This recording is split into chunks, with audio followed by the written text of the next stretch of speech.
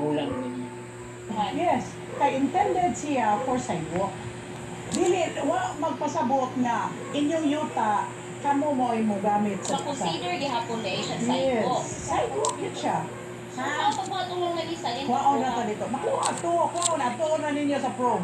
Isina sa prom. Ni ko, sila isa, mag-look na.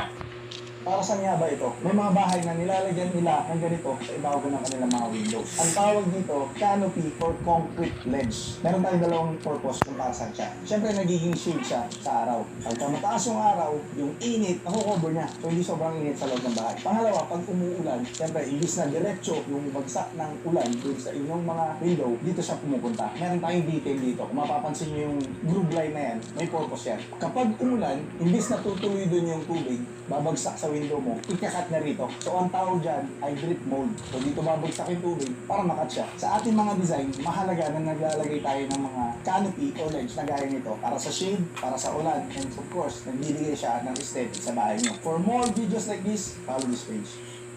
Para saan nga ba ito? Yung gabi inapong tanan, hapit ng alas 12. Pero problema mag alas 12 ba, mangutana lang kung derisa. O kaning uban ng mga tagayelo, para ng Tia Laila, o ni Tio Chill. Wala yung mga istorya sa mga kasamtangang panghitabo ron.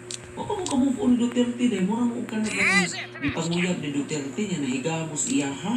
Gibuwagan mo niya, wag mo ka-move on, sigla mo istorya ang batik. Move on mo eh. Ngayon pa mga bagong mga panghitabo sa itong naso. Pangumentaryo daw, pabili ba mi ba?